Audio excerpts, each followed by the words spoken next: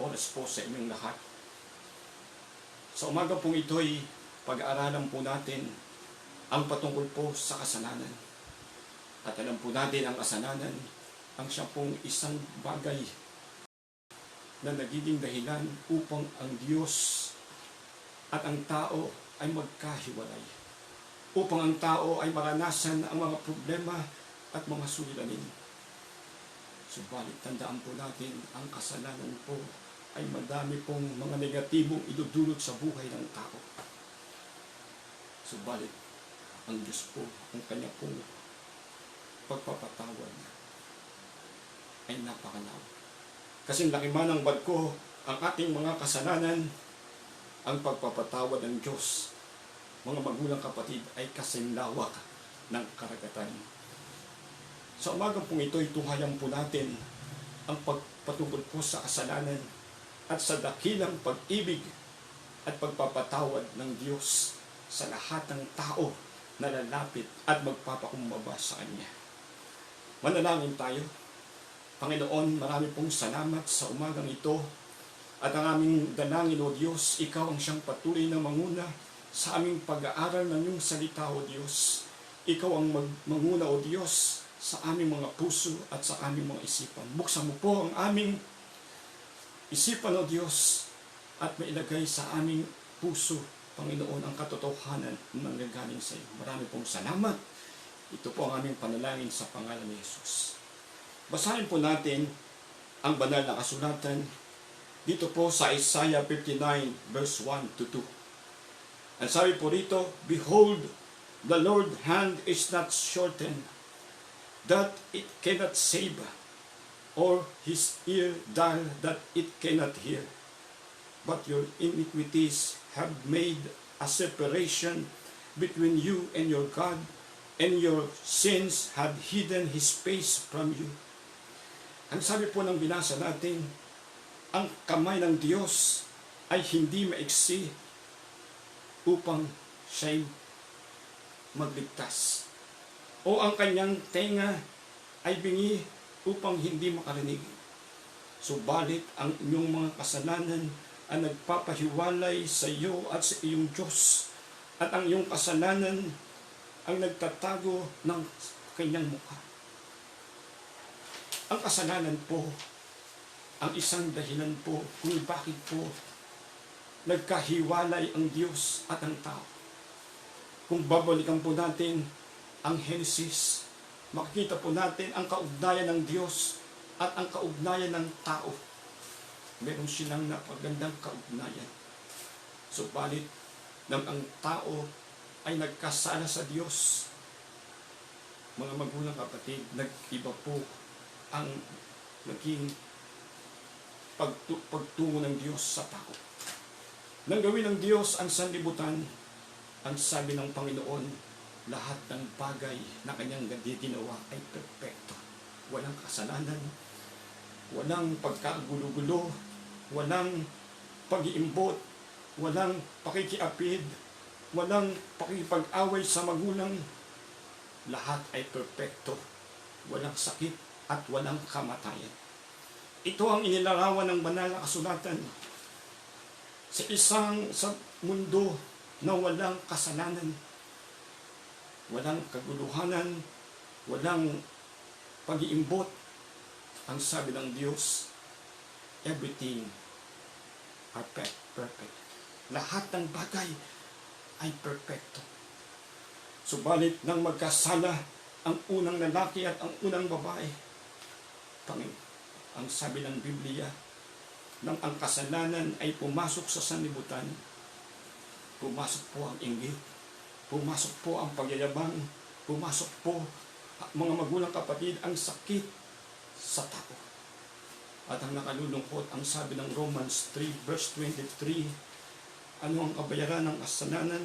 Ng Romans 6 verse 23, ang sabi roon, the wages of sin is death. Ang kabayaran ng kasalanan ay kamatayan. Dahil sa kasalanan, maraming pamilya, mga magulang kapatid, ang nagkakagulo.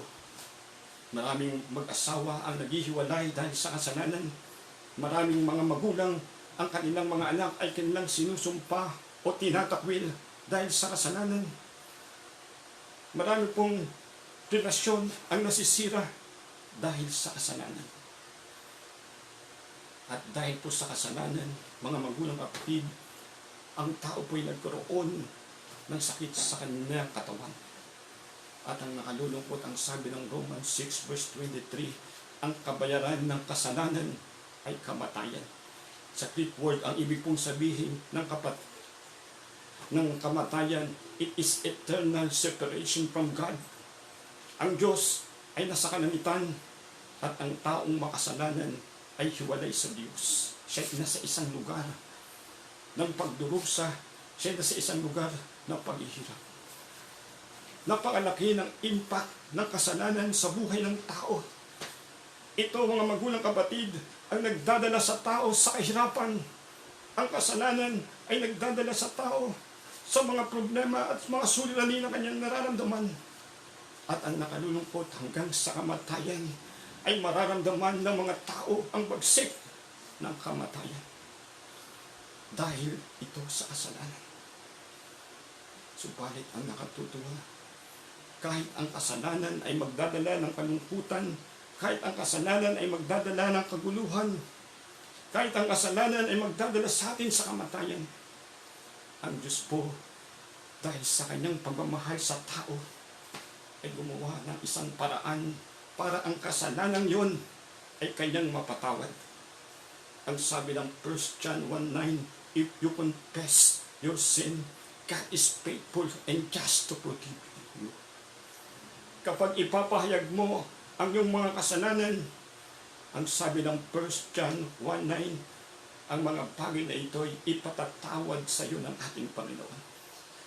Ang kasalanan na nasa ating puso, ang kasalanan na ating ginagawa halos araw-araw, ang kasalanan na ating ginawa sa harapan ng Diyos at sa harapan ng tao. Ang sabi ng banal na kasulatan ay ipatatawad ng Diyos. Subalit ano ang gagawin natin kung ipapahayag natin ang ating mga kasalanan? Siya'y tapat at banal na ipatatawad ang lahat ng mga bagay dito. Ako at ikaw ay makasalanan. Ang sabi ng Romans verse 3 verse 23, for all have sinned and come short to the glory of God. Ang lahat ng tao ay nagkasala. Lahat ng tao ay papunta doon sa pagkakahiwalay sa Diyos sa isang lugar ng paghihirap. Subalit, nakatutuwa sapagkat ng Diyos ang nagbigay ng kapatawaran sa atin kung ipapahayag ng iyong mga labi ang iyong kasalanan. Ang lahat ng ito'y ipatatawad sa atin ng ating Panginoon. Si Jesus po ang nagbibigay ng kapatawaran sa kasalanan. Si Jesus po ang nagbibigay, mga magulang kapatid, ng pagpapatawad sa buhay ng bawat isa sa atin. Sa banal na kasulatan po ay meron pong pangyayari dito po sa Luke chapter 5 verse 17. Meron pong magkakaibigan na dala-dala nila ang kanilang kaibigan na may sakit, paralyzed ang kanyang katawan. Hindi nila ito madala kay Jesus. Bakit? Sapagkat napakaraming tao sa paligid ni Jesus. Ang kanilang ginawa, sila'y pumunta doon sa bubong at ito ay kanilang binutas at pagkatapos ay hinuhulog ang kanilang kaibigan na may sakit at karamdaman. Nang ito'y makita ni Jesus, ito'y kanyang nilapitan. At ang sabi ni Jesus sa lalaking yon na may sakit at may karamdaman, your sin was forgiven. Nagulat ang mga Pariseo, nagulat ang mga religious leader, bakit si Jesus ay nagpatawad sa tao yun?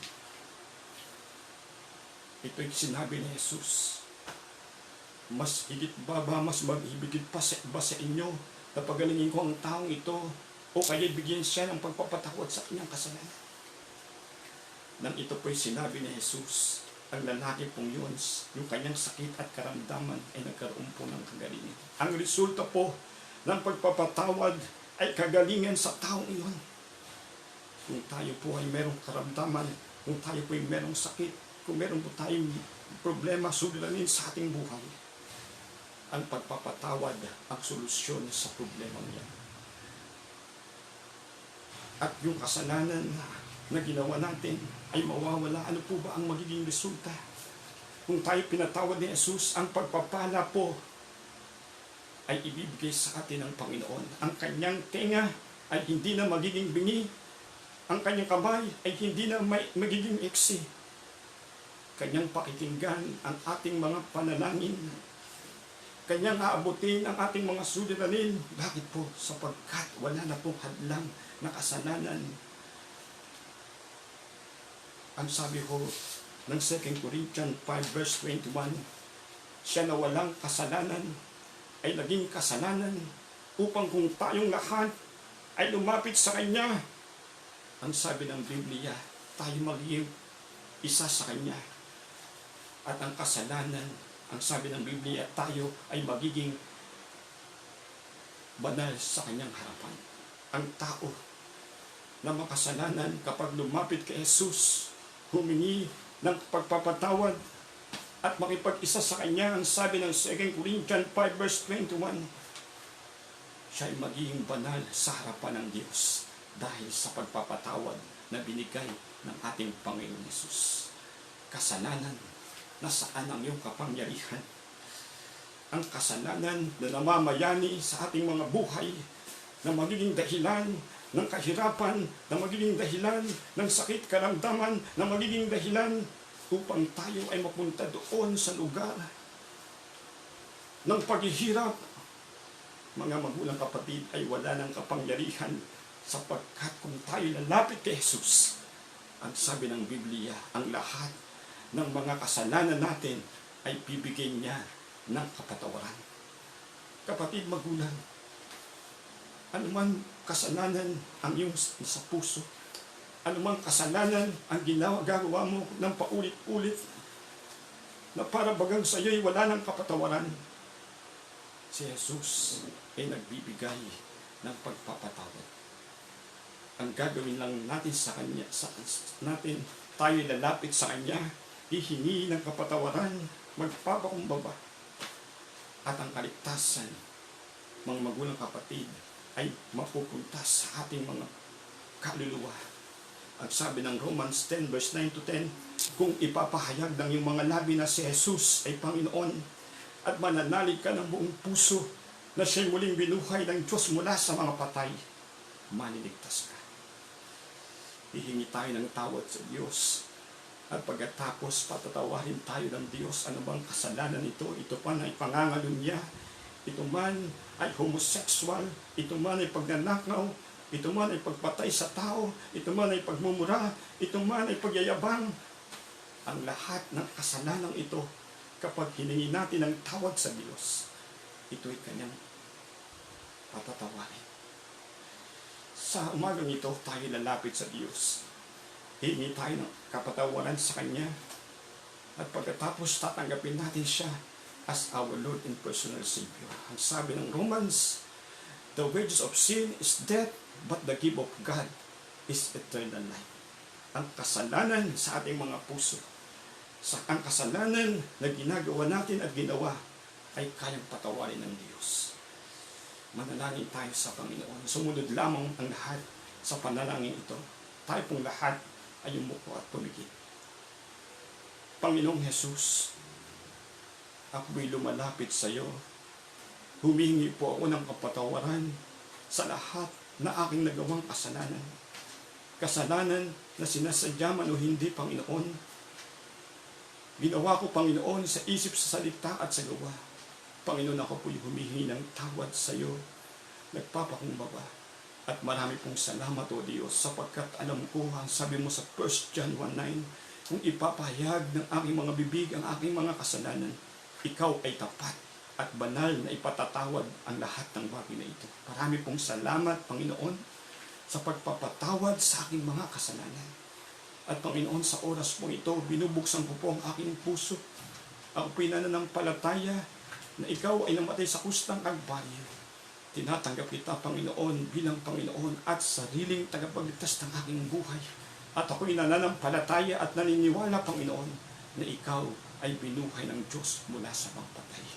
Panginoon, marami pong salamat sa buhay na walang hanggan. Marami pong salamat, Panginoon, sa pagpapatawad ng aking kasalanan. Sa iyo po ang papuri sa pangalan ni Jesus. Amen and amen. Ang kasalanan ay wala ng kapangyarihan sa buhay ng isang tao na lumapit kay Jesus at nagpakumbaba. Ang kasalanan ay wala ng kapangyarihan sa ating mga kaluluwa at espiritu kapag tayo namayapa na. Meron tayong kaligtasan. Kapag pumikit ang ating mga mata, sigurado 100% pagdilat ito, kasakasama natin ang ating Panginoon. Patuloy po tayo na magbasa ng Biblia at magpasalamat sa kabutihan at pag-ibig ng Diyos. Sa Diyos ang papuri.